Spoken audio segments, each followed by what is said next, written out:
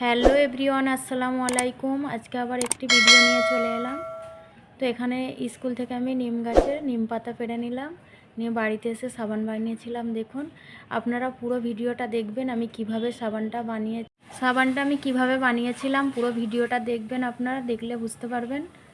আপনারাও বাড়িতে খুব সহজে বানিয়ে নিতে পারবেন।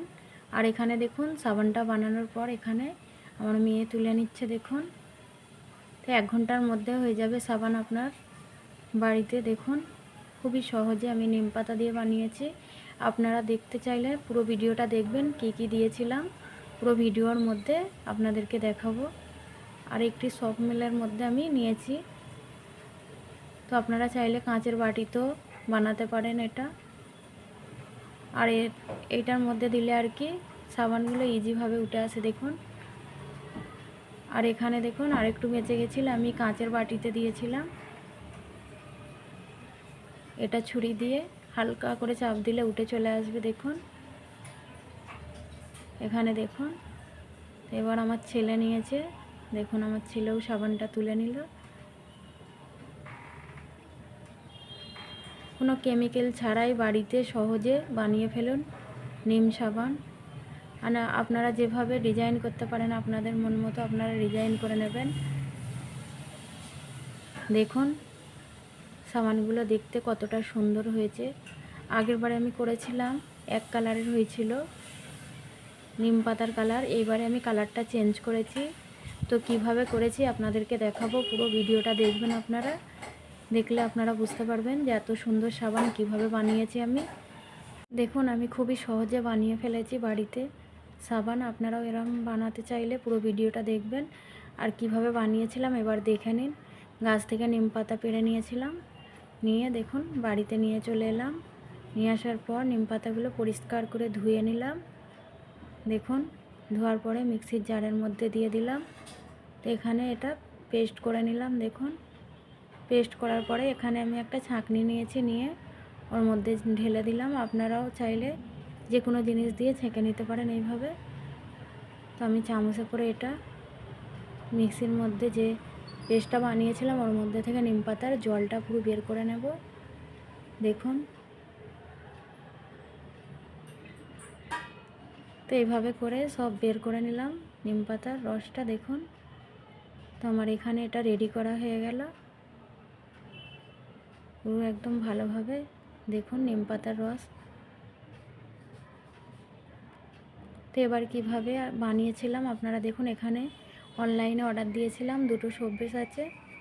তো আমরা একটা ব্যবহার করব, একটা রেখে দেবো এখানে। দেখুন, অনলাইনে এটা পাওয়া যায়, আপনারাও অর্ডার দিয়ে দেবেন, বাড়িতে বানিয়ে নিতে পারবেন।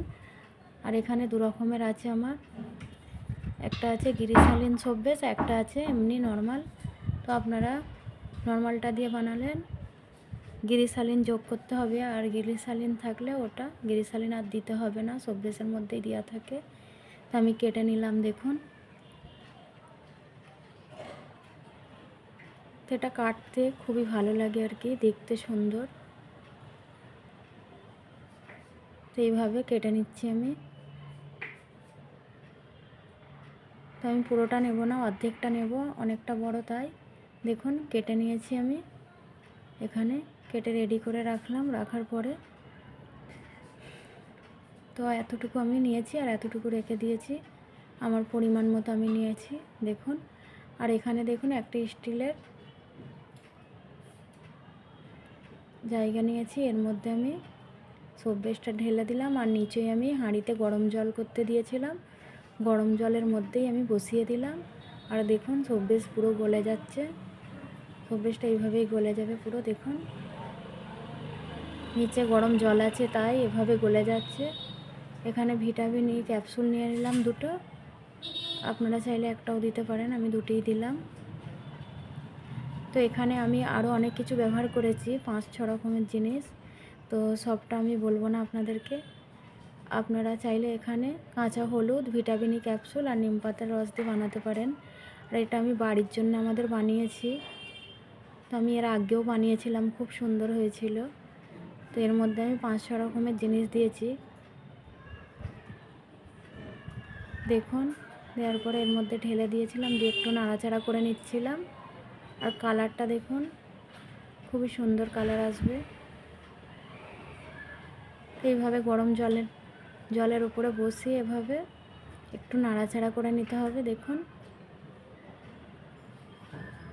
তো এটা হয়ে গেছিলো। তারপরে আমি এটা রেডি করে নিলাম। তো এটার মধ্যেই আমি ঢেলে দেবো এখন। তো এটা গরম গরমই ঢালতে হবে। আর এখানে দেখুন আমি ঢেলে দিচ্ছিলাম। এটা গরমই ঢালতে হবে, তবে সাবান সমান হবে আর কি, ঠান্ডা হলে জমে যাবে। দেখুন আমি একটু নাড়াচাড়া করে নিচ্ছিলাম। আর এর মধ্যে আমি যতগুলো জিনিস ব্যবহার করেছি খুবই দাম। এই সাবান কেউ যদি কিনতে চান আমাদের বাড়িতে আসবেন, নিয়ে যাবেন। তো আমি আপনাদেরকে বানিয়ে দেব। এটা আমি আমাদের বাড়ির জন্য বানিয়েছি, এই কারণেই আমি কী কী দিয়েছি এটা বললাম না। এই সাবানটা মাখলে হাত পা খুবই পরিষ্কার হয়ে যায়। আর নিম পাতা দিয়েছি বলে গা হাত চুলকায় না, এই কারণে আমি বললাম না আমি কী কী দিয়েছি। আর দেখুন 2 রকমের কালার হয়েছে, খুবই সুন্দর। একদম সাবানটা রেডি হয়ে গেছে 1 ঘন্টার মধ্যে। আজকের ভিডিও এখানেই শেষ করলাম। সকলে ভালো থাকবেন।